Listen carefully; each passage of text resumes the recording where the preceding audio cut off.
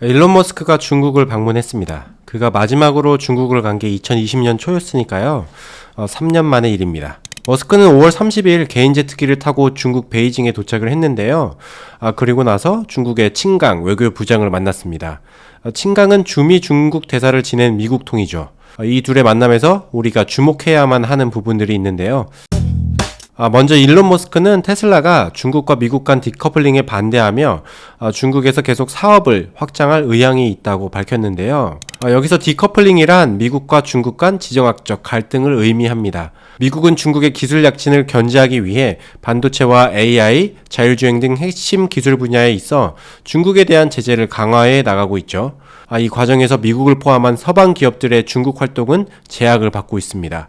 중국은 이에 대응하기 위해 자국 내 기술 확보에 천문학적인 규모의 자금을 쏟아붓는 상황이죠. 미국이 안 도와주면 내가 직접 나선다 이런 건데, 여기서 주목해야 할 곳은 테슬라죠. 테슬라는 중국과 디커플링 될 수 없는 상황입니다. 미국 정부의 입장과는 완전히 다르죠. 전기차 3대 시장은 북미와 유럽 그리고 중국인데다가 테슬라는 중국에도 기가 팩토리를 두고 있습니다. 이 공장은 테슬라의 전체 생산량의 약 4분의 1을 책임지고 있습니다. 테슬라에게 있어 중국은 초대형 시장이자 생산 기지인 것입니다. 또 테슬라는 중국에 메가팩 공장도 지을 예정인데요. 이는 테슬라가 중국에서 전기차뿐만 아니라 ESS 사업도 강화하려는 움직임으로 해석할 수 있습니다. 일론 머스크는 중국과의 관계가 틀어지는 것을 극도로 경계하고 있습니다.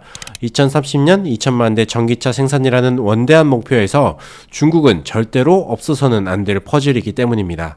머스크와의 만남에서 중국은 어떤 입장을 내놓았을까요?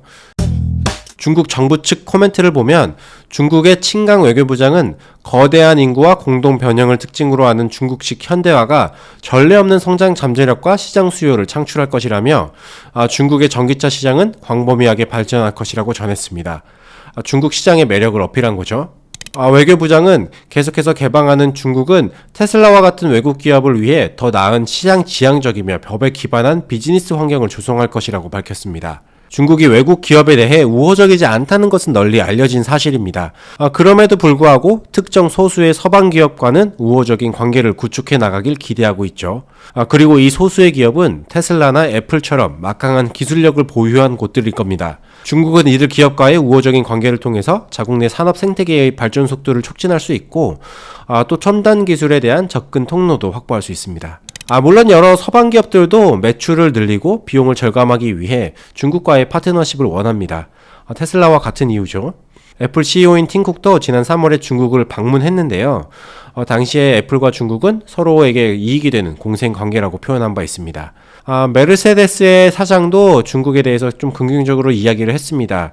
특히 이제 중국과 미국 간의 갈등에 대해서 중국과의 분리는 일루션, 즉 환상일 뿐이라고 언급했습니다. 미국의 대표 레거시 자동차 기업이죠. GM의 메리바라 CEO는 중국은 여전히 핵심 시장이고 현지 파트너와 함께 친환경 자동차를 개발하길 기대한다고 밝혔습니다. 여전히 많은 기업들이 중국에 대해서 우호적인 입장을 내놓고 있는 거죠. 하지만 이 상황을 미국 정부는 좋게 보고 있지는 않을 겁니다. 얼마 전의 일입니다. 중국 정부가 미국의 메모리 반도체 기업인 마이크론에 대해 보복적 제재를 가하자 지나 레이먼더 상무부 장관은 용납하지 않을 것이라고 강하게 대응했습니다. 과거 애플이 중국 기업인 YTMC에서 낸드 플래시를 조달하려다가 미국 의회로부터 거센 비난을 받은 적도 있습니다. 워싱턴의 매파는 일론 머스크의 발언이 매우 마음에 들지 않을 수밖에 없어 보입니다. 월스트리트저널은 머스크와 중국 간의 관계는 그의 가장 강력한 지지자였던 공화당 의원들을 포함해 워싱턴에 큰 불안을 불러오고 있다고 전하기도 했습니다. 자율주행 기술이 도화선이 될 수도 있어 보이는데요. 이번 중국 방문 중에 이 기술에 대한 논의가 있을 수 있다는 이야기가 나왔기 때문이죠. 중국은 국토 내 광범위한 전기차 충전 인프라와 카메라 시스템을 깔아두고 있습니다. 전기차 침투율도 글로벌 정상급이고요. 자율주행 기술을 현실적으로 도입할 환경이 어느 정도 갖춰졌다는 의미인데요. 관건은 기술의 수준입니다. 그리고 테슬라가 바로 이 기술을 지니고 있습니다. 만약 테슬라가 실제로 자율주행 기술을 중국에서 구현해 나갈 수 있다면 테슬라는 그 어떤 자동차 기업보다 매우 빠른 속도로 실증적인 능력을 갖춰 나갈 수 있을 거고요. 그런데 이 지점에서 중국과 미국 양국 정부는 매우 민감할 수밖에 없습니다. 개인정보와 핵심 기술의 유출이라는 매우 민감한 요소가 있기 때문이죠.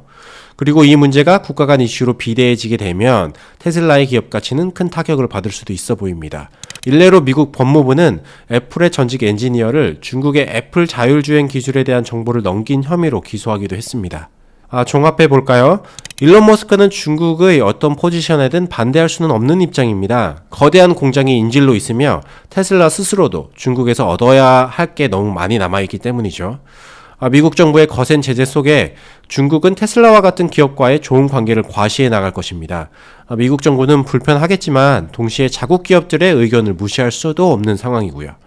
이런 복잡한 상황 속에서 결국 관건은 절묘한 줄타기일 수밖에 없는데요.